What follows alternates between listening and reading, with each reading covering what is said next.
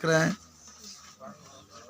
भगवान से विनती रहेगी कि आपका हिंदी का पेपर बहुत शानदार हो, पूरा 100 में 100 नंबर आपका, एक भी नंबर आपका कम ना हो। सब लोग अपने कॉपी पर नोट भी करते चलेंगे इस प्रश्न को। चलिए आइए देखिए, पहले कुछ आपको डिस्कशन कर दें। ये चाहे 12 का हो चाहे 10 का हो, पहला पेपर आपका हिंदी ही होता है। आप सभी लोग जानते होंगे, पहले पेपर से जो बच्चा होता है उसका विश्वास उठता चला जाता है, विश्वास बढ़ता चला जाता है। जो आपकी पेपर होती है, सब पेपर, इंटर का पेपर आप देखे होंगे कि एक एक्सपेक्टेड टाइम टेबल भी आया होगा 22 मार्च से दिखा रहा है। एक्सपेक्टेड माने आशा किया गया है इस तरीके से टाइम टेबल निकल सकता है। सारा पेपर आपका साइंस वाले बच्चों का 2 बजे से ही होता है, 2 बजे से लेकर के 5:15, 3 घंटा 15 मिनट का होता है। लगभग 10 अप्रैल ख़त्म भी कर दिया गया इंटर का पेपर। तो उस पेपर में आप देखेंगे एक्सपेक्टेड है, ये माने अभी सरकार ने जारी नहीं किया है, अनुमान लगाया गया, इसी के इर्द गिर्द रहेगा आपका। तो ये 100 नंबर का आपका पेपर होता है हिंदी का। जो आपके शुरुआत के 10 क्वेश्चन होते हैं वो बहुविकल्पी होते हैं, उस पर ट्रिक लगाना होता है, इसलिए ये बहुविकल्पी को बहुत सोच समझ करके लगाया जाता है। ठीक है, अब पूरा कोशिश करना कि हिंदी बहुत आसान है, 100 में 100 नंबर आका आएगा, तनको घबराना मत। आइए हम आपको बताने के लिए शुरू कर रहे हैं। चलो बताएं आपको हिंदी का मॉडल पेपर। बीच बीच में आप कुछ लिखते भी रहेंगे अपने मन से, क्योंकि लगातार पढ़ाएंगे तो आ जाएंगे। चलिए, हाँ आदमी ना आ जाएगा। चलिए, तो पहला क्वेश्चन देखो, पहला में 5 प्रश्न आपके रहेंगे। पहला प्रश्न है, प्रत्येक 1 अंक के हैं, मन बहुविकल्पी है, मैंने पहले ही कहा आपका। अब इसमें क्वेश्चन नंबर क आपका है बाबू। क ये कह रहा है कि शिक्षा के आपके सब किताब में से ही रहेगा। शिक्षा के उद्देश्य, आप जानते हो, इसको सॉल्व करिएगा तो बहुत सुंदर तरीके से सब के जो कापी आएंगे, जब बढ़िया तरीके से लिखिएगा कि आपको तो एक तो तैयार है 100 नंबर का हमने पेपर सॉल्व किया था। शिक्षा के उद्देश्य निबंध के लेखक है, निबंध के लेखक हैं। अब इसमें 4 ऑप्शन दिया गया है, जो आपका सही होगा उसको आपको बताना है। पहला आपका लिखा गया है भारतेंद्र हरिश्चंद्र है। दूसरा आपका है संपूर्णानंद। तीसरा आपका है मोहन राकेश। चौथा आपका है रामकृष्ण दास। बोलिए इसके लेखक कौन है, कौन सही होगा, कौन होगा सही, नहीं मालूम है आप लोग का। ठीक है, तो चलिए संपूर्णानंद आपका सही होगा। आप पढ़े भी होंगे 11 में, लेसन नंबर 5वां आपका है, 5वां या चौथा है। डॉक्टर संपूर्णानंद शिक्षा के उद्देश्य आप पढ़े होंगे। आचरण की सभ्यता सरदार पूर्ण सिंह लिखे थे। भारतवर्षों की उन्नति कैसी हो सकती है, वो भारतेंद्र हरिश्चंद्र लिखे थे। चलिए, वो दिन चला गया है, 11 का दिन नहीं आएगा, 12 में पढ़ता है। चलिए ख नंबर बात है, पहला सब लोग समझ लिए। खाते लल्लू लाल की रचना है। लल्लू, अभी 4 ऑप्शन देंगे, उसमें से आपको ढूंढ कर बताना है। लल्लू लाल की रचना है, कॉपी पर नोट करते चलेंगे कि याद रहेगा आपको।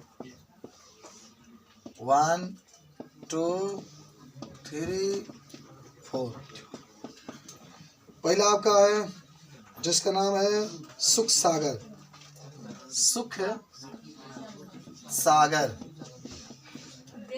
दूसरा आपका है प्रेम सागर। तीसरा आपका है परीक्षा गुरु।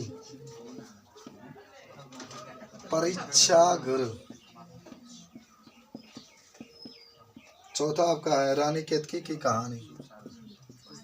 रानी केतकी की कहानी बताइए, आपका जांच किया जाए।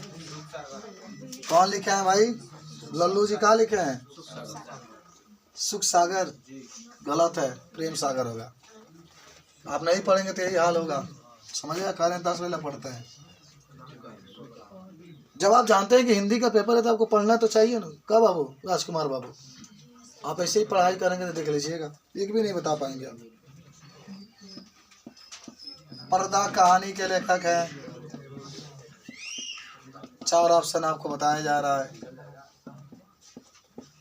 एक 2 3 4 आएगा जिंदगी में बाहर। मोहब्बत से ज्यादा मोहब्बत है तुमसे, ये दिल कह रहा है कसम से कसम से। पहला है प्रेमचंद्र, दूसरा है जयशंकर प्रसाद, तीसरा है अमरकांत, चौथा है यशपाल। क्या बात है, कौन कहता है कि 12 वाले बच्चे नहीं पढ़ते हैं भाई? यशपाल होगा, ठीक है। चलिए घर पर आते हैं। आवारा मसीहा के रचनाकार है, आवारा मसीहा के रचनाकार हैं। 4 ऑप्शन आपके पास मौजूद है, चारों में से कोई ना कोई सही होगा जिसको आपको लिखना है। पहला आपके पास है विष्णु प्रभाकर, दूसरा आपका है रामवृक्ष बिनपुरी, रामवृक्ष बिनपुरी, तीसरा आपके पास है राहुल संकृत्यानंद, राहुल संस्कृत्यानंद। अरे और इधर उधर चले जाओ ना, उन लोगों को दिखाई नहीं दे रहा। कसको उधर कहाँ सोच रही है इतना? हिंदुस्तान के लिए सोचते सोचते मर जाएंगे, काम नहीं करेंगे। आ जाओ बाबू इस पर। रांगीय राघव, रांगीय राघव। चलिए कौन आपका सही होगा? क्या बात है, क्या बात है, लगता है कि तुम लोग टॉप करोगे। लेकिन एक क्वेश्चन बताने से कोई इंसान टॉप नहीं कर सकता है, पूरा बताना पड़ेगा आपको। आवारा मसीहा के लेखक आपके हैं विष्णु प्रभाकर। चलिए अंगब ये नहीं लिख रहा है क्या आदर्श? यार ये देखो, पहले जो कार है ना अपना कहाँ पे लो, जिस पर मन करे उस पर लिखेगा। चलो आगे बढ़ते हैं हम लोग। क्वेश्चन नंबर 2, अपने हाथ से लिखोगे तो तुमको याद होगा ना। यहाँ करके बैठे ही रह जाओगे 2 घंटे तक, का फायदा होगा आने से? बताओ, कुछ लिखने की जरूरत होती तो लिखा जाता। अभी तो बायोलॉजी ऐसे ही तो बाँचे है ना, तो पढ़े ही वैसे तो बाँचने वाला थोड़ा हिंदी थोड़ा सा तो मत किया। चलिए आइए दूसरा के पास। इसमें भी 5 क्वेश्चन होंगे, 5 नंबर के। अच्छा इसमें भी अंग बचा है। हाँ तेवरा ही साल कल है, कहानी बताओ। बाण भट्ट की आत्मकथा के लेखक है। बाण भट्ट की आत्मकथा के लेखक हैं कौन? 4 ऑप्शन दिए, आप पढ़े भी होंगे इसको। आपकी किताब में अशोक के फूल ये लिखे हैं, याद है ना? हजारी प्रसाद कब जन्म हुआ था?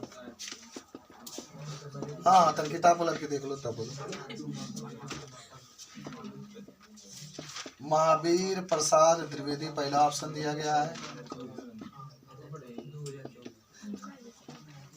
दूसरा आपका है सरदार पूर्ण सिंह,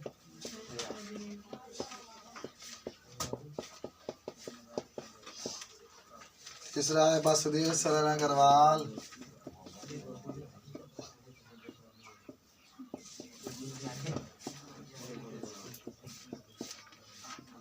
चौथा आपका है हजारी प्रसाद द्विवेदी।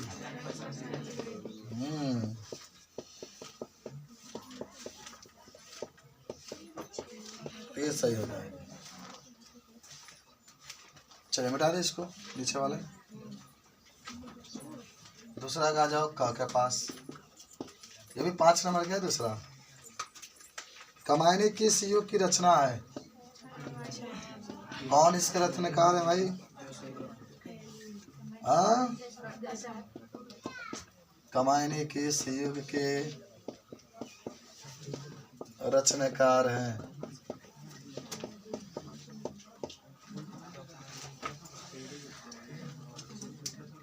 कामायनी। 4 ऑप्शन दिया गया है।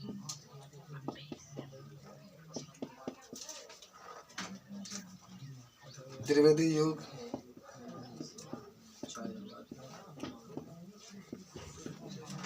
दूसरा है छहवादी युग,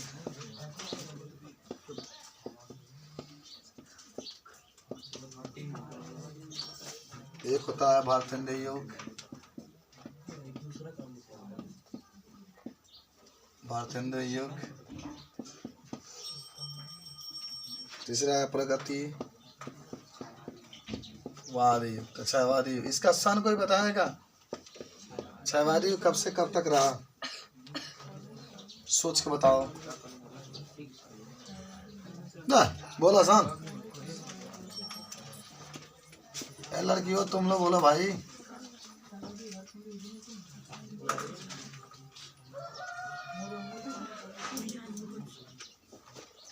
ख्वाब का है कि भारतेंद्र युग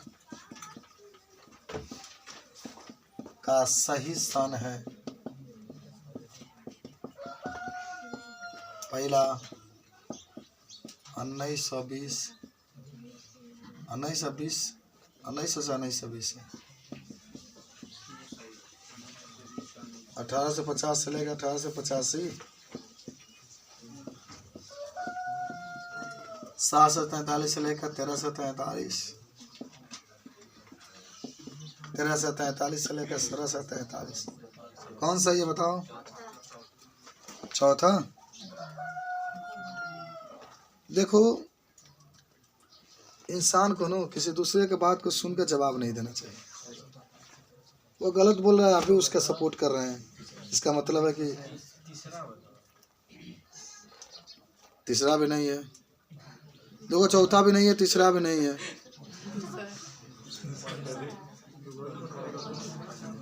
माने अपने आप को देख लो, ये बात से साबित हो रहा है कि आप बहुत मेहनत से पढ़ते हैं। चलिए कौन होगा? अगर तीसरा चौथा तो निगलेक्ट कर लिया है। चलिए अब दूसरा बच्चा वही तो होगा। पहला भी कुछ बोलिए दिए आप लोग, तो कौन सही होगा आपका? दूसरा होगा ना। कितने अच्छे आप लोग हैं, तुरंत बता देते हैं। चलिए 1850 से लेकर 1885 तक है। ग आइए ग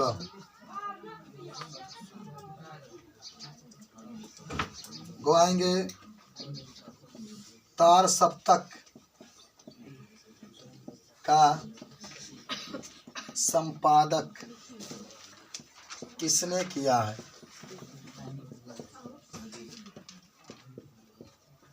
पहला भारतेंद्र हरिश्चंद्र ने,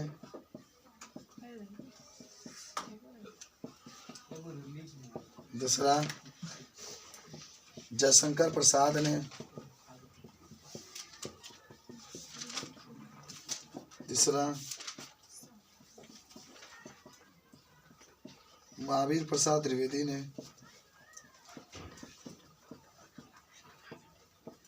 और चौथा आगे ने। क्या बात है। अच्छा वेट कर रहे थे क्या कब आगे लिखेंगे सर जी, तो बोल देंगे। ये हुई अच्छी बात। चलिए मिटा दें इसको, पढ़ा लिख लिए होंगे। घा पर चलते हैं हम लोग। देखो जितने क्वेश्चन है ना, आप देखेंगे इस समय ये प्री बोर्ड पेपर के 10-10 पेपर साल हो रही है हर एक विद्यालय में। 10 दिन में 10 पेपर साल। अब वो बच्चा जाकर लिखेगा तो बहुत टैलेंटेड हो जाएगा। आप लोग भी तो 15 साल में कर लिए होंगे। 16वां साल हो रहा है। कई बार हमको साल हम कराए हैं पेपर। हाथ अगला क्वेश्चन आपका है, घ नंबर। प्रिय प्रवास किसके द्वारा लिखी गई है? किसके द्वारा लिखी गई है? 4 ऑप्शन आपके हैं। ये महाकाव्य है, ध्यान रखना। 5 को महाकाव्य के नाम बताएंगे।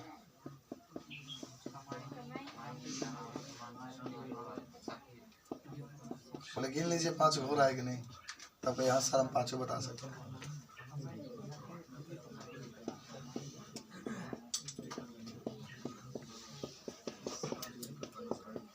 किसी को याद हुआ? 5 को पूरा हुआ जी?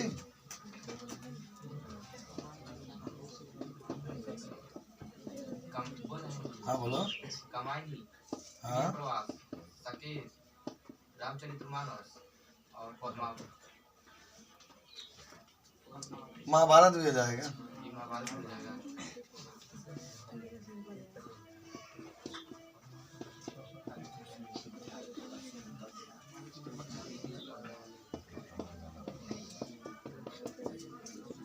तो कौन आपका सही होने वाला है? खूब बढ़िया से इसको तैयारी कर लेना है आपको।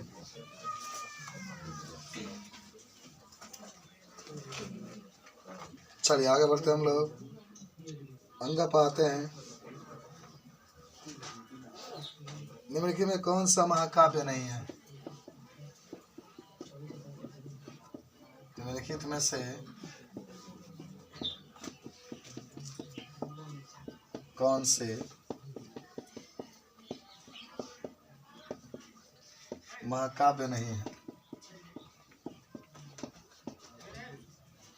4 ऑप्शन आपके पास मौजूद है।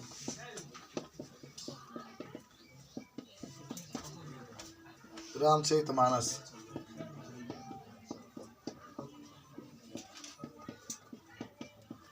दूसरा है साकेत, तीसरा आपके पद्मावत, चौथा आपका है यमा। यमा से यमा किसने लिखा है? महादेव वर्मा ने लिखा है। ये 10 क्वेश्चन आपके पास मौजूद रहे, 10 नंबर के। इससे संबंधित बातें जब भी आपसे पूछी जाएंगे इसको अवश्य बताने का प्रयास करेंगे, ठीक है। चलिए क्वेश्चन नंबर नेक्स्ट पर आते हैं हम लोग। तो 2 क्वेश्चन हम लोगों ने सॉल्व किया 10 नंबर का। तीसरा क्वेश्चन के बाद लिखा गया सबका, हो गया। 10 क्वेश्चन है, 10 का आपका तैयारी हो गया होगा। अब हम आते हैं क्वेश्चन नंबर 3 के पास। इसमें आपको गद्यांश दिया गया होता है और गद्यांश पर आधारित निम्नलिखित प्रश्नों का उत्तर दिया जाता है। आइए देखते हैं हम लोग। चले मिटा दें इसको।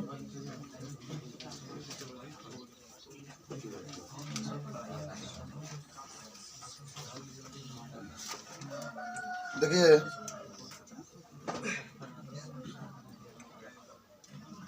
कोई लिखेगा नहीं, ठीक है।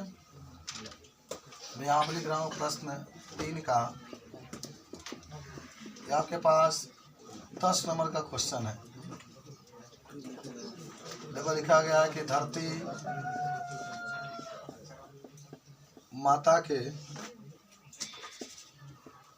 माता की कोख में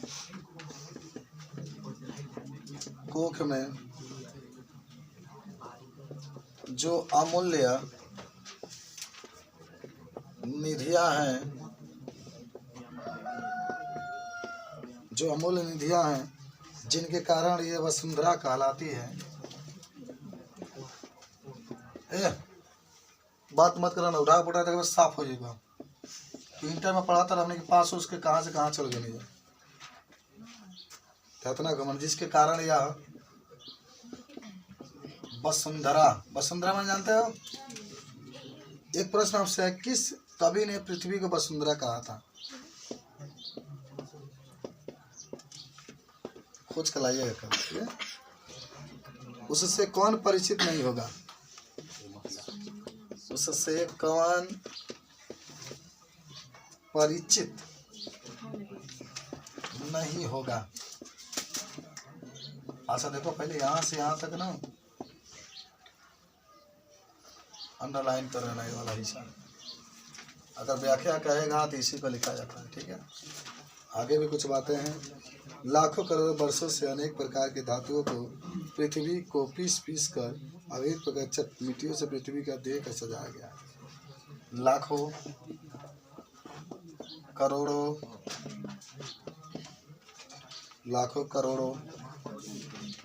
वर्षों से अनेक प्रकार के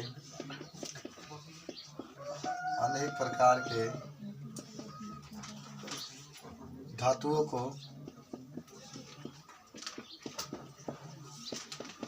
धातुओं को पृथ्वी को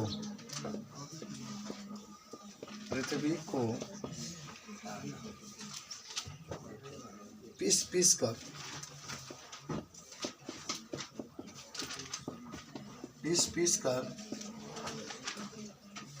अगणित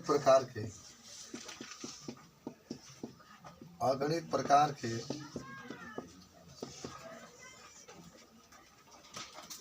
मिट्टियों से पृथ्वी के देह को सजाया गया है। मिट्टियों से पृथ्वी के देह को सजाया गया है। हमारी भावी आर्थिक अभ्युदय के लिए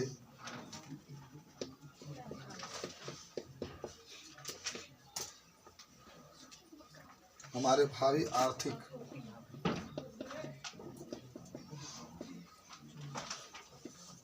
अभ्युदय के लिए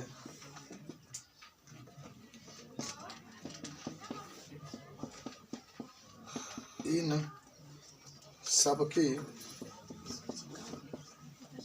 सबकी जांच पड़ताल अवश्य है। जांच पड़ताल अवश्य है। ऊपर लिख देता नहीं, आवश्यक है लिखना।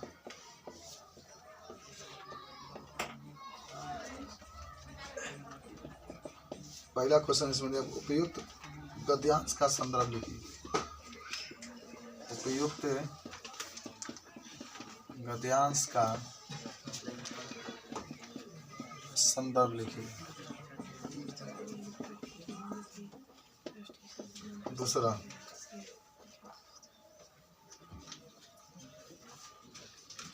धरती वसुंधरा क्यों कहलाती है? धरती वसुंधरा क्यों कहलाती है? तीसरा, रेखांकित अंश की व्याख्या कीजिए। चौथा, पृथ्वी के देह को किससे सजाया गया है? पृथ्वी को देह को किससे सजाया गया है? अच्छा, भावी आर्थिक अभ्युदय हेतु हमें क्या करनी चाहिए? भावी आर्थिक अभ्युदय हेतु हमें क्या करना चाहिए?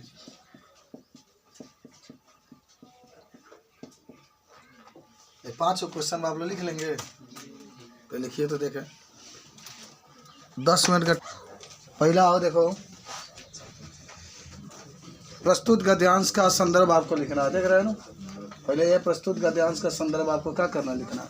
तो संदर्भ में देखो क्या लिखे होंगे आप कि प्रस्तुत गद्यांश हमारी पाठ्य पुस्तक हिंदी के किसके हिंदी के महाराष्ट्र के स्वरूप नामक पाठ से लिया गया है। और इसके लेखक कौन है? जरूर याद रखेंगे। देखो वासुदेव अग्रवाल जी हैं।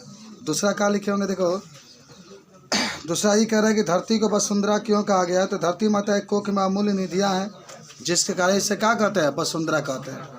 धरती माता के जो कोख है उसमें अमूल्य निधियाँ हैं, माने बहुत कीमती वस्तुएं हैं। इसी कीमती वस्तुओं के कारण इसको क्या कहते हैं? वसुंधरा कहते हैं। उसके बाद से आपके रेखांकित अंशों की व्याख्या करिए। तो इसका तो व्याख्या आपके सामने अंडरलाइन जो किया गया है, धरती माता की कोख में जो अमूल्य निधियाँ हैं जिनके कारण ये वसुंधरा कहलाती है, उससे कौन परिचित नहीं होगा। लाखों करोड़ों वर्षों से अनेक प्रकार के, माने यहाँ तक ही लिखना है। तो देखो जब भी आप व्याख्या लिखते हैं ना, तब व्याख्या में एक शब्द जरूर आगे जोड़ा जाता है कि लेखक कहता है। समझे? डायरेक्टली नहीं लिखा जाता है। तो कहेंगे कि लेखक कहते हैं कि पृथ्वी धरती माता के कोख में जो रत्न भरे हुए हैं, इन्हीं रत्नों के कारण पृथ्वी का एक नाम वसुंधरा भी है। बहुमूल्य रत्न, धातु और खनिज पदार्थ, अन्न, फल, जल, इसी प्रकार का असंख्य अनमोल वस्तुएं जिन्हें भूमि अपने आंचल में छिपाई होती है, से हमारा प्रगाढ़ परिचय होना चाहिए। समझे? धरती माता की तो हो जाएगा, पढ़ के लिख लेंगे। अच्छा, तीसरा क्या कह रहा है? चौथा, पृथ्वी को देह को किससे सजाया गया? याद है? किससे? नदियों से, पहाड़ों से, विभिन्न प्रकार के जो मिट्टियां हैं, उससे पृथ्वी के देह को क्या किया गया? अभावी आर्थिक अभ्युदय हेतु हमें क्या करना चाहिए? माने आने वाला जो पीढ़ियां है उसके बारे में हमें क्या करना चाहिए? क्या करना चाहिए? जांच पड़ताल हमेशा करता रहना चाहिए, नए नए वस्तुओं की खोज भी करना चाहिए। चलो आगे बढ़ते हैं हम लोग। अब देखो, आया है आपको व्याख्या लिखने के लिए। किताब तो सबके पास होगा ना, थोड़ा सा मैं आपको परिचय करा देता हूँ। ये 10 नंबर का था, ठीक है। क्वेश्चन नंबर अब आ जाते हैं हम लोग बाबू चौथा के पास। 4 नंबर बाजा, आराम से पढ़ो, कोई दिक्कत नहीं। 4 नंबर आपका क्या कहता, देखो। पद्यांश पर आधारित प्रश्नों का उत्तर लिखना है। पद्यांश पर आधारित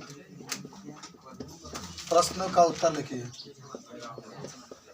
प्रश्नों का उत्तर लिखिए। आइए देखो, मैं पढ़ रहा हूँ, लिखा भी गया है, थोड़ा सा अंडरलाइन भी कर देता है। दुर्बलता का चिन्ह विशेष पता है, किताब पढ़े होंगे, याद है? दुर्बलता का ही लिखा है, चिन्ह विशेष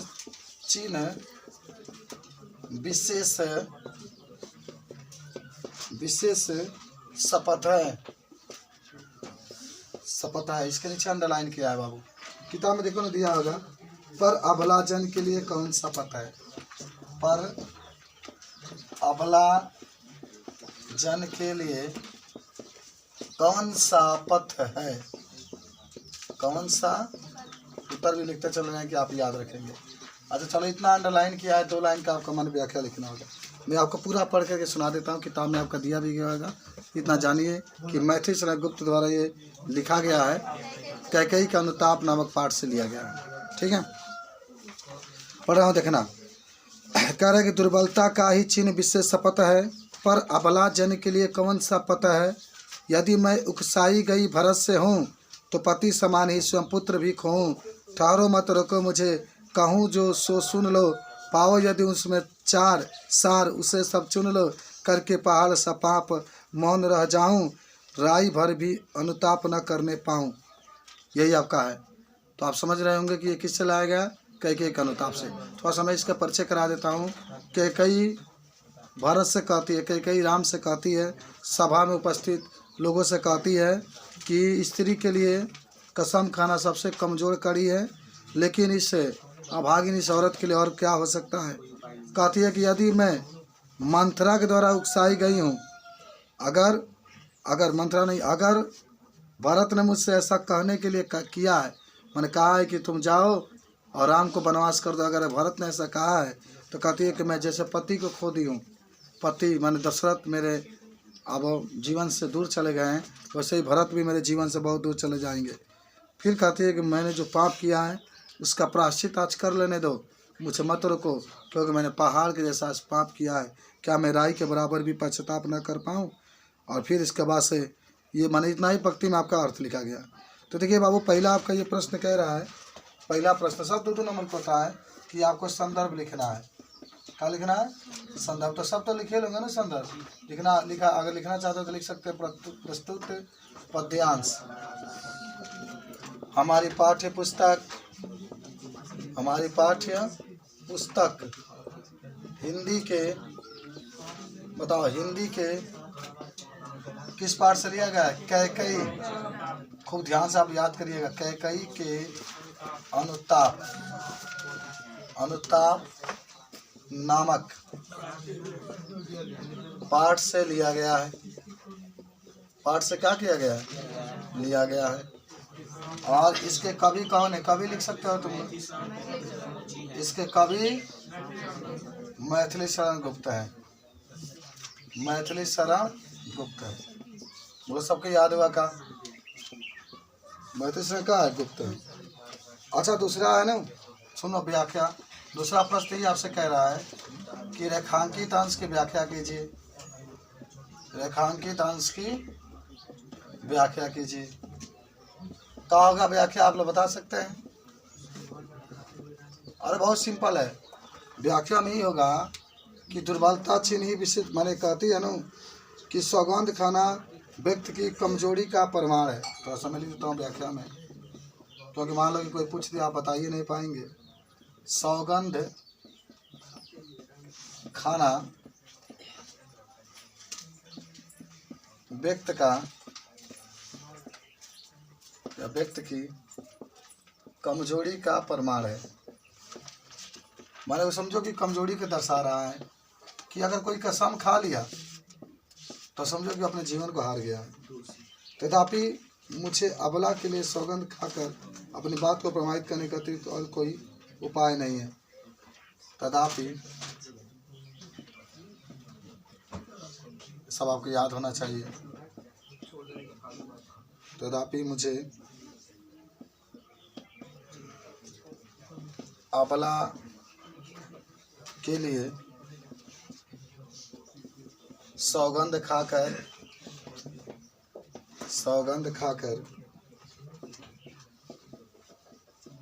अपनी बात बताने के अलावा और कोई रास्ता नहीं। और कोई रास्ता माने ऐसे तो चाहे पेपर सॉल्व कर लेंगे ना, हिंदी का पूरा तैयारी हो जाएगा।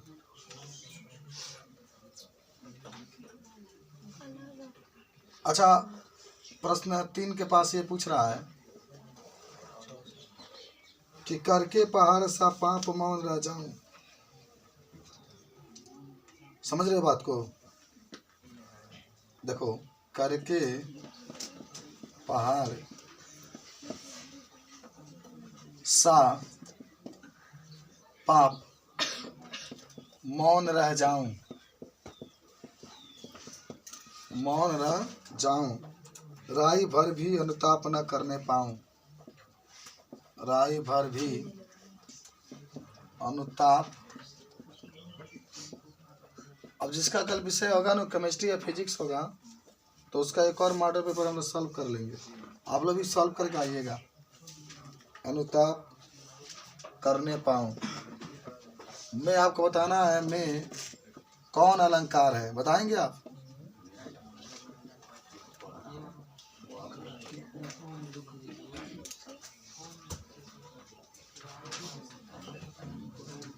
बोलो। चलिए, करके पहाड़ सा पाप मौन रह जाऊं, राई भर भी भर भी में कौन अलंकार बोलो?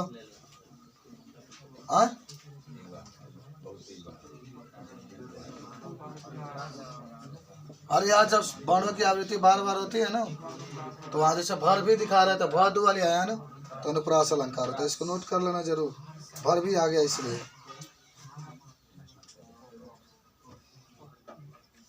उसके बाद से इसमें चौथा क्वेश्चन है, ऊपर मिटा रहे हैं। तुम लोग तो नहीं पढ़ो 10, 11, 12 बजे रात में अलंकार को लेकर बुझा पाओ। तुम लोग टीचर बनोगे ना, टीचर तो सब ये हिंदी पढ़ना पड़ता है। समझो, केवल डॉक्टर और इंजीनियर को छोड़ करके हिंदी नहीं आता है, बाकी सब में हिंदी आता है। समझ रहे हो? सब लोग टीचर पढ़े तो संस्कृत, हिंदी, अंग्रेजी जितना भाषा सबका टेस्ट दिए हैं, सबका देना ही पड़ता है, इनमें कोई संदेह नहीं। मास्टर का मतलब क्या हुआ? मास्टर का मतलब उसका पूरा विषय आना चाहिए। पद्यांश का भाव स्पष्ट कीजिए। जो आपने पद्यांश दिया गया है उसका भाव स्पष्ट करना है, ठीक है ना? तो संक्षिप्त में लिख सकते हैं कि इन पत्तियों में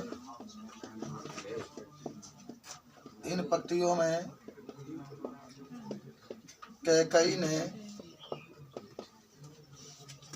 अपनी पश्चाताप का वर्णन कर रही है, वर्णन कर रही है। आप देखेंगे पूरे पंक्तियों में ये दिखाया जा रहा है कि कैसे कैकेयी जो है वह कैकेयी और जो सभा के बीच में जो भी बातें हो रही है, अपने पश्चाताप को, जो पश्चाताप है, जो माने वो व्यक्त कर रही है कि हमें ऐसा नहीं करना चाहिए, राम को वनवास नहीं भेजना चाहिए। लेकिन जब समय निकल जाता है तो अब तो बात जानिए ना, जब तक आप जिएंगे तब तक पछताते रहेंगे। 10 में कम नंबर तभी पछताए, 12 में कम नंबर तभी पछताए, नौकरी भी अच्छा नहीं मिलेगा तभी पछताएंगे। पछताता है, लेकिन समय से पहले अगर आप अच्छा करेंगे तो नहीं पछताएंगे, भी होता है। ये भाव आपका था। चलिए प्रश्न संख्या आपके पास आ रहा है 5 नंबर। कह रहा है कि भाषा की विशेषता बताइए। मान इसमें भाषा के बारे में बताना है, कौन कौन से भाषा है, भाषा के विशेषता बताइए। मान किस भाषा में लिखा गया, मालूम है किस भाषा में लिखा गया है? खड़ी बोली में लिखी गई। तो देखो इसमें भाषा लिखा जाता है, भाषा आप लिख सकते हैं खड़ी बोली में लिखी गई है। और दूसरा आपका होता है रस लिखा जाता है। रस में शांत रस है, करुण नहीं है। माहौल बहुत शांत है ना। देख तो जहाँ सभा बैठी हुई है, छंद में सवैया है। सवैया का नाम सुने हैं? छंद में अलंकार भी आता है, ये सब आपके आते हैं। चलिए अब क्वेश्चन नंबर 5 आता है। 5 का क आता है, आई 5 नंबर में है, ठीक है ना। निम्नलिखित में मान कह रहा है कि लेखक का जीवन परिचय लिखते हुए, जीवन परिचय लिखते हुए उनका रचना का वर्णन कीजिए। रचना का वर्णन कीजिए। पहला आचार्य हजारी प्रसाद द्विवेदी, अनय के साथ में जन्म हुआ था इनका। आचार्य हजारी प्रसाद द्विवेदी। दूसरा एपीजे अब्दुल कलाम। अच्छा, एपीजे अब्दुल कलाम के जीवन पर याद किए हैं? हाँ, कब जन्म हुआ था, कब मरे थे? हाँ, 2015 मरे थे।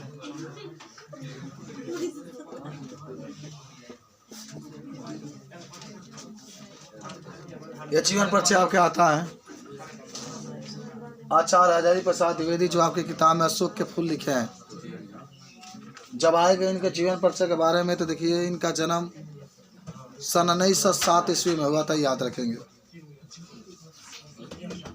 आचार्य हजारी प्रसाद द्विवेदी का जन्म सन 1907 ईस्वी में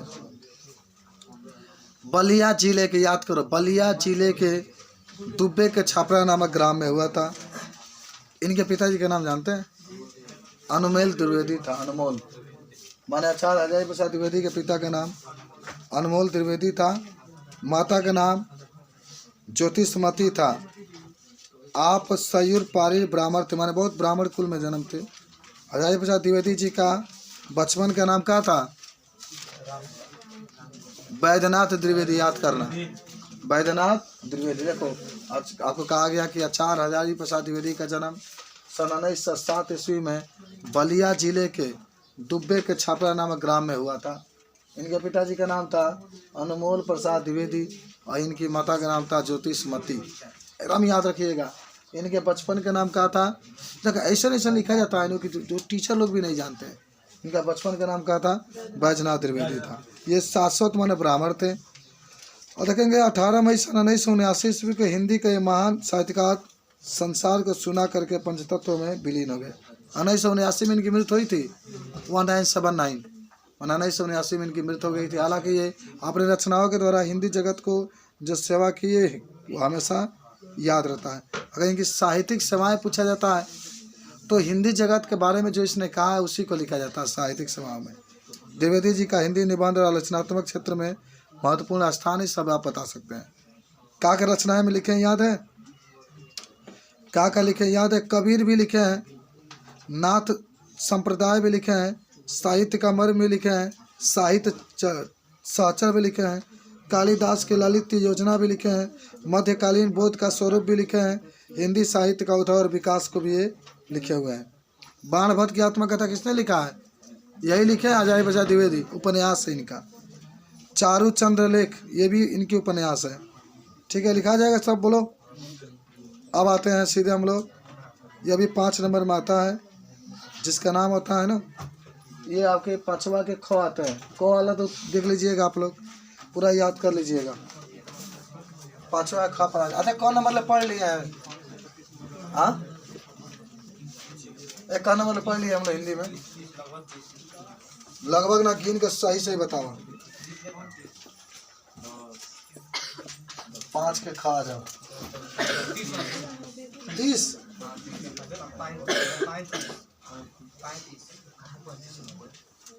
चलिए ख आपका है, निम्नलिखित में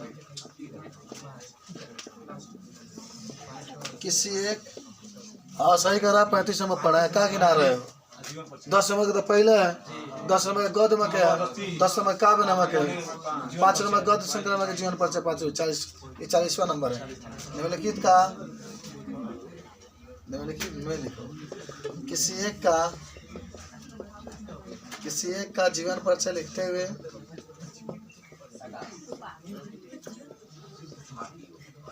उनके एक रचना का नाम लिखे। पहला आपका दिया है मैथिली शरण गुप्त, मैथिली शरण गुप्त। दूसरा इनका क्या है? सुमित्रानंदन पंत, सुमित्रानंदन पंत। तीसरा आपका है रामधारी सिंह दिनकर। अच्छा कोई है जो बताएगा रामधारी सिंह दिनकर का जीवन परिचय?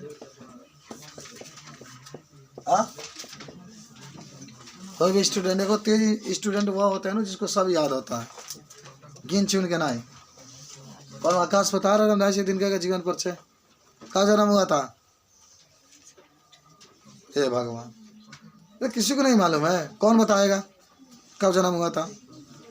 चलिए, 1908 में इनका जन्म हुआ था, बिहार के मुंगेर जिले में हुआ था इनका जन्म, और 1974 में इनकी मृत्यु हुई थी। रचनाओं में तो अर्धनारीश्वर लिख सकते हैं, रचनाओं में आप उर्वशी लिख सकते हैं, हुंकार लिख सकते हैं, बेणुले गूंजे धारा आप लिख सकते हैं। अच्छा मैथिली शरण गुप्त का याद है ना, कब जन्म हुआ था इनका? 1886 ईस्वी में हुआ था। कब मरे थे? 1964 में मरे थे। याद सब लोग याद करो यार। रचनाओं में क्या क्या लिख सकते हैं? बेणुले, हाँ बेगू धारा भी लिख सकते हैं इनकी। साकेत इनकी महाकाव्य है।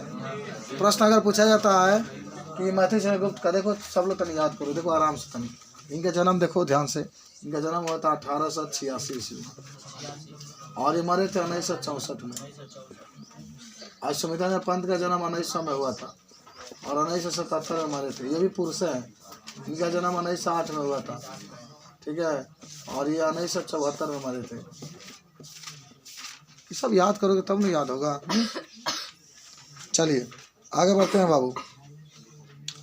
अब खंडकाव्य के आधार पर किसी एक के बारे में लिखा जाता है। आप पढ़े होंगे रश्मि रथी, 5 नंबर के भी होता है।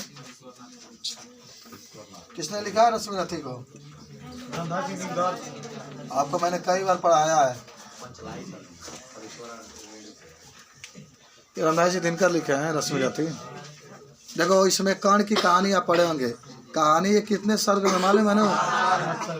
पहला सर्ग का नाम बोलो। कर्ण का शौर्य प्रदर्शन, मान इसमें कर्ण का जन्म होता है उसके बारे में आपको जैसे अगर पूछ दे कि प्रथम सर्ग है उसकी कहानी लिखिए, तो आप सबको याद होना चाहिए। जो प्रथम सर्ग है वह कृष्ण के शौर्य प्रदर्शन का है। कृष्ण के हम लोग बारे में हम लोग पढ़े थे, याद है आपको?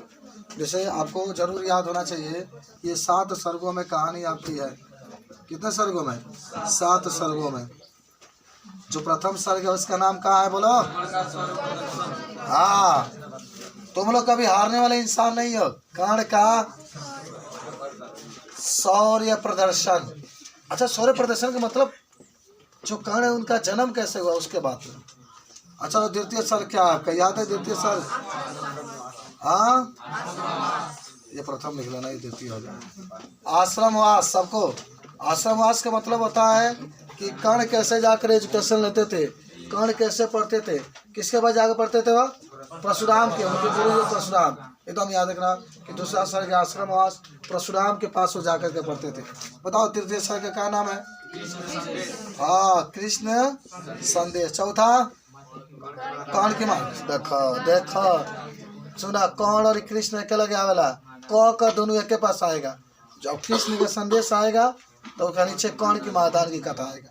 कृष्ण संदेश में आपको याद होगा कि कृष्ण कहते हैं कर्ण से कि हे कर्ण, तुम 5 पांडवों के साथ मिल जाओ और मिल करके दुर्योधन को मारने के लिए युद्ध करो। लेकिन कर्ण कहता है नहीं, मेरी बेइज्जती हुई है, सभा में मेरी बेइज्जती हुई है, इसलिए मैं कभी भी अर्जुन को मारने के लिए युद्ध करूँगा। और बहुत समझाते हैं कृष्ण, लेकिन वो कर्ण नहीं मानता है। मानेगा कैसे भाई? मान लीजिए हम हैं, आप सभी लोग मुझे बेइज्जती करें और कोई लड़का कहे सर आइए मेरे साथ, आप बहुत अच्छे हैं, तो आपके साथ हम जाएंगे? कभी नहीं जाएंगे। यही कर्ण के साथ भी हुआ था। पूरा 5 पांडव उसका बेइज्जती कर रहे थे, तो दुर्योधन आगे बढ़ा और कर्ण को अपना मित्र कहा कि आओ मेरे मुझसे गले मिल लो। तो बताइए, अब भाई मित्र है, जब उसने कोई उस विपत्ति में कोई साथ नहीं दिया, उस विपत्ति में दुर्योधन साथ दिया, तो दुर्योधन एक साथ कैसे छोड़ सकता है? डका बांधला पर सब क्यों रहेला, बिगड़ला पर कितना साथ देते हैं। उस मान लीजिए आपके घर है, सब कोई आता है खाता है, कोई मान लीजिए कि आपकी ज़रूरत आ गई पैसा की, खूब माना खुद सशक्त जरूरत है, मोबाइल खरीदने की बात नहीं मैं कर रहा हूँ, खूब इमरजेंसी आपका है, उस समय कितना लोग आपका साथ देते हैं, यही सबसे बड़ी बात होती है। लेकिन कोई साथ देता नहीं है, ऐसा बड़ा जमाना हो गया आपका। बात समझ रहे बात को? चलिए आइए, कृष्ण संदेश हो गया। 4 नंबर पर आए हम लोग। हाँ, तो देखिए दोनों क का एक के पास रखिएगा। कर्ण की महादान की कथा, कर्ण की महादान कितना दानी था, याद है? अरे पहले के जो शिष्य होते थे ना, गुरु कह देते थे चलो भाई अंगुली काट के दान कर दो, एकलव्य का नाम सुने होंगे, तो काट के दान कर देते थे। ये बड़ा गुरु कहता है कि भाई चलिए ये काम करिए, खाली तुम लोग जो पढ़ाते हैं उसका पेमेंट समय से दे दो, तो इसी में धिकर धिकर धुकुर धुकुर होता रहता है। बात समझ रहे हैं ना? हाँ, मैंने पहले के देखो कितने शिष्य मैंने थे, आज के भी शिष्य हैं। ऐसा नहीं है बहुत सब लोग धुकुर धुकुर नहीं है, ये बहुत सताव दे किडनी निकाल के दे देगा। पूरा सोचा ये किसी का किडनी निकाल के बेचे, हम तो कर निकालने के। अब 5वां क्या होगा मालूम है? माता की विनती, माता की विनती। धुकुर धुकुर वाले गीत है, धुकुर धुकुर वाला वही है। एक है शक्ति परीक्षा, शक्ति, हाँ। अच्छा सबको याद है ना कहानियां ये? हाँ, कर्ण की बलिदान की कथा सब लोग ध्यान से रखना है, सबको ध्यान रखना है। अब तो इस समय टाइम उतना नहीं है कि आपको बताएं, लेकिन फिर भी चलिए आगे बढ़ते हैं हम लोग। बस 10-15 मिनट और हम लोग पढ़ेंगे, 15 मिनट। चलिए हो जाएगा सबका। कोई दिक्कत है बताओ? ये खंड का आपका है, ठीक है? का नंबर हुआ? एक आता है आपका राजमुकुट, 5 नंबर का। राजमुकुट का नाम सुना है? चलिए कहानी तो कर लीजिए। है तो पंचलाइट याद है ना? किसने लिखा है पंचलाइट में? थोड़ा सा बता देता है आपको हम। देखिए 50 नंबर का फिक्स हो गया, ये 50 नंबर आप कर चुके हैं। अब 5वां जो क्वेश्चन आपका होता है, जिसका नाम होता है काची पंचलाइट। हरीश्वर,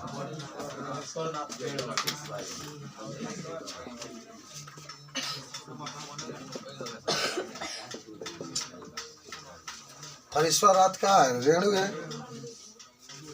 तनी आपको बता देते हैं पंचलाइट की कहानी के बारे में। अगर आपसे कोई पूछे तो पंचलाइट में मुख्य रूप से 4 पात्र हैं। एक गोधन है जो कि नायक है, एक मुनरी है, एक गुलरी है, एक कनेली है। ये 4 आपके हैं। प्यार मोहब्बत जिंदाबाद रहता है, इसको जानते होंगे। गोधन और मुनरी बहुत प्यार करते थे। ये कहानी आप सबको याद होगा, लिख लीजिएगा, ठीक है। ये माने फर्स्ट पेपर आपका, बात समझे। और तनी आते हैं सेकेंड पेपर पर, ठीक है। सेकेंड पेपर भी हम लोग हल करते हैं। तनी सेकेंड पेपर हल करते, बोलो जल्दी जल्दी बता देते हैं। 10-15 मिनट में, 10 मिनट में मिटा दे इसको। चलिए, मुनरी है, गुलरी है, कनेली है। इसके बारे में अगर आपसे कोई पूछेगा तो क्या बता सकते हैं इसमें। तो पहले आपको जाना, पढ़ने जाने का आकाश। हाँ तो जाओ, स्कूल जाना है तो जल्दी से चले जाओ। चलो आओ बाबू। अब कोई आपसे पूछेगा तो इसके बारे में आप क्या कैसे बताएंगे। पहले संस्कृत की बात हम लोग करते हैं। आओ, नीचे दिए गए संस्कृत पद्यांशों में एक संदर्भ सहित व्याख्या लिखना है। आप लोग खुद पढ़ करके बताएंगे। कह रहा है कि यहाँ पर लिख रहे हैं, देखो 9वां के आपका ये क है। 9वां कितना है, क है। और देख लो क नंबर के पूछेगा, 7 नंबर का है ये, 7 नंबर के। संस्कृत पढ़े हो तुम लोग, तैयारी किए हो। 7 नंबर है। 7 नंबर 2 नंबर संदर्भ पाएगा और 5 नंबर व्याख्या। देखो लिखा गया है महामना।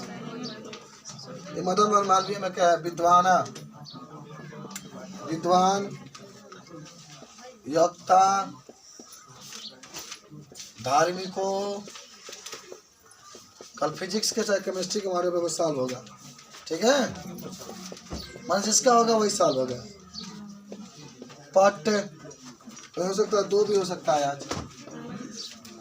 पत्रकार, कार, सिद्ध,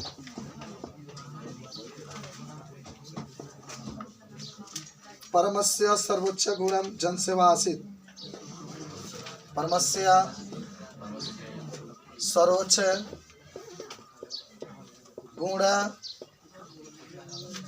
जनसेवा आसीत। यत्र कुत्रापि अयम जनना दुखिताम, यत्र कुत्रापि अयम जननाम। आज सबको मैंने टाइम की छुट्टी कर दिया जाएगा। मैथ वाले बच्चे भी कहीं जा करके आप तैयारी कर लीजिएगा हिंदी का। दुखितान पीड़ मनाया चाय, मन ऐसे ही देगा और क्या। तो ये बताइए किस में से लाया गया है। हाँ, संदर्भ में लिखेंगे। प्रस्तुत सुनो, अगर इतना के लिखना होगा तो संदर्भ में आप लिखेंगे प्रस्तुत। प्रस्तुत पद्यांश लिखेंगे, नहीं गद्यांश आप लिखेंगे। प्रस्तुत गद्यांश हमारी पाठ्य पुस्तक संस्कृत के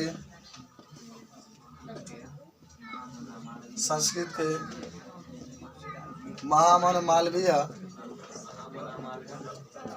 नामक पाठ से लिया गया है। लेखक ना है मैं लेखक है, संस्कृत है नहीं। हाँ इतना लिख दो, सबसे आसान तो संस्कृत में है, 2 नंबर मिल जाता है। उसके बाद से में व्याख्या लिखा जाता है। सुनो, तब व्याख्या में क्या लिखोगे। आइए, जब भी आपके व्याख्या की बात करेगा तो कहेंगे आप इसमें कि महामन जो मदन मोहन मालवीय थे वह विद्वान, योक्ता माने वक्ता और धार्मिक नेता और एक कुशल, पट्ट माने होता है कुशल, पत्रकारिता थे। पत्रकारिता माने पत्र को लिखने वाले थे। आएगा तो क्या लिखेंगे, मदन मोहन मालवीय एक विद्वान, एक वक्ता, एक धार्मिक नेता, एक कुशल पत्रकारिता थे। आगे लिखा है कि परम लेकिन सर्वण गुणम जन सेवा आसिक। परम माना होता है लेकिन इन सभी गुणों में, देखो परम का मतलब होता है लेकिन इन सभी गुणों में जन सेवा माना होता है लोगों का सेवा करना उनका सबसे अच्छा गुण था। करे यत्र कुत्रापि यम जननाम दुखिताम पीड़यानम, माने जहाँ कहीं भी हुआ लोगों को, दुखी लोगों को और पीड़ा से भरे हुए लोगों को देखते थे, वहाँ पर क्या होते थे, वो उपस्थित हो जाते थे। वहाँ पर क्या हो जाते थे, उपस्थित हो जाते थे। लिखा जाएगा। अच्छा आप तो नहीं, और रिपीट जल्दी जल्दी कर लेते हैं हम लोग। अब देखो आएगा ना आपके निम्नलिखित में से किसी एक का अर्थ लिख करके वाक्य में प्रयोग करिए। वाक्य में लेकिन अगर पहले देखो 7 नंबर की एक और आता है, श्लोक दिया रहेगा उसका अर्थ लिखने के लिए। जैसे आप लोग तैयारी किए हैं, हाँ पढ़ करके आए हो। जैसा आपका दिया गया है, ये आपका है, जानते हो कौन क्वेश्चन? ये क्वेश्चन आपका है, रुक जाओ 1 मिनट। हिंदी का पेपर आज बहुत अच्छा देना, 100 में 100 नंबर आना चाहिए, 100 में 100 नंबर, समझ रहे हो?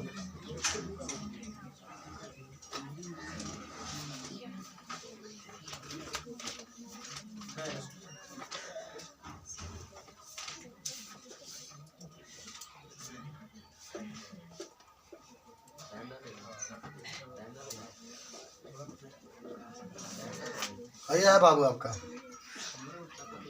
कह रहे कि तमे रोचते भद्रम, रोचते भद्रम, तमे रोचते भद्रम, वह उलुक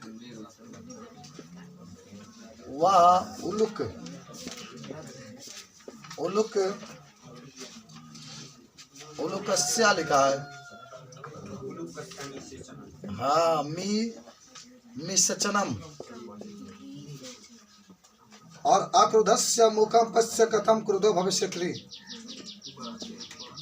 अक्रुधस्य मुखम पश्य कथम क्रुद्धो भविष्यति। देखो इतना आपको पहचानना है। जानते हो किससे लिया गया है? किससे? जातम कथा से, जातक कथा से लिया गया है। आप संदर्भ में लिखेंगे प्रस्तुत पत्तियां या प्रस्तुत माने काव्य भी लिख सकते हैं। पद्यांश लिखिए, गद्यांश नहीं, या प्रस्तुत श्लोक लिखिए, सबसे अच्छा रहेगा। प्रस्तुत श्लोक हमारे हिंदी के पाठ्य पुस्तक माने हिंदी संस्कृत के माने किस पाठ से लिया गया? आपका जातक कथा नामक पाठ से लिया गया है। लेखक ना लिखा जाता। अब इसकी व्याख्या करनी है आपको, तो बहुत प्यारा व्याख्या कर लेंगे ना। देखो ये उल्लू की कहानी आपको मैंने पढ़ाया था, समझ रहे हो? इसका अर्थ होगा कि तमे रोचते भद्रम न उल्लू। आपको याद होगा कि कौवा एक कौवा, वो कौवा कहता है कि मुझे उल्लू का राजाभिषेक अच्छा नहीं लगता है, मुझे उल्लू का राजाभिषेक अच्छा नहीं लगता है। जब वो देखो अक्रुधम मुखम, जब वो क्रोधित नहीं है, जुट गया ना, जब वो क्रोधित नहीं है तो इसका मुख ऐसा दिखाई देता है। तो बताओ जब उसको क्रोध आएगा तो उसका मुख कैसा होगा? ये कौवा बोल रहा है। जैसे अब तो आपको याद होगा कि सब लोगों ने, सब पक्षियों ने समझा है, सब पक्षियों ने फैसला किया है कि उल्लू को क्या बनाया जाएगा? राजा बनाया जाएगा। सहमति भी हो गई, लेकिन कौवा कह रहा है, कौवा ही कह रहा है कि देखो बताओ, कह रहे कि मुझे अच्छा नहीं लगता है, माने उल्लू जो है उसका राज्याभिषेक अच्छा नहीं लगता है, क्योंकि जब क्रोध नहीं आया तब उसका मुख ऐसा दिखाई देता है, तो क्रोध आने पर उसका मुख कैसा दिखाई देगा? बताइए कोई दिक्कत है? बोले कोई दिक्कत है? हाँ, माने कौवा ही कहता है कि उल्लू का राज्याभिषेक मुझे अच्छा नहीं लगता है। अरे ऐसा लिखना, सुनना ये क्या लिखा था, माने उल्लू का राज्याभिषेक मुझे अच्छा नहीं लगता है। जब क्रोध नहीं आता है तो उसका मुख ऐसा दिखाई देता है, तो क्रोध आने पर उसका मुख कैसा दिखाई देगा? चलो भाई अब आइए तो नहीं, आपके वाक्य में प्रयोग हम बता रहे। वाक्य में प्रयोग करने के लिए आएगा, वाक्य में प्रयोग करने के लिए आएगा। जैसे तलवार, सुनो खाली, तलवार का धार पर चलना। बाप रे बाप, खतरनाक बात बा। तलवार के धार पर चलना, इसका मतलब क्या होता है? इसका मतलब ये होता है कि तलवार की धार पर चलने का मतलब क्या होता है? कठिन कार्य करना। कठिन कार्य मतलब तलवार के नोक पर के चली, जगह लगे ताकत रही वो चली, तो इसका मतलब होता है कि बहुत कठिन कार्य करना। वाक्य में प्रयोग कर सकते हैं कि आज के समय में 12 में जो पढ़ने वाले बच्चे हैं वह तलवार के नोक पर चलते हुए पढ़ाई कर रहे हैं। लिखा जाएगा टका सा जवाब देना। टका सा जवाब देना। टका सा जवाब देना का मतलब होता है इनकार करना। इनकार करना माने कह सकते हैं कि बलराम जो थे ना वह श्री कृष्ण के टका सा जवाब देते थे। लिखा जाएगा सब। दाल में काला होना यही माने होता है, सब लिखा जाएगा। बात समझे ना? दाल में काला होना माने खराब होना। नमक मिर्च लगाना। नमक मिर्च लगाना, बातों को बढ़ा चढ़ा करके कहना। बातों को बढ़ा चढ़ा करके कहना। बात समझे हो? तो लिखा जाएगा। चलो नए उत्साह के साथ फिर हम लोग कल मिलते हैं। चलिए खूब बढ़िया से लिखिएगा, ठीक है।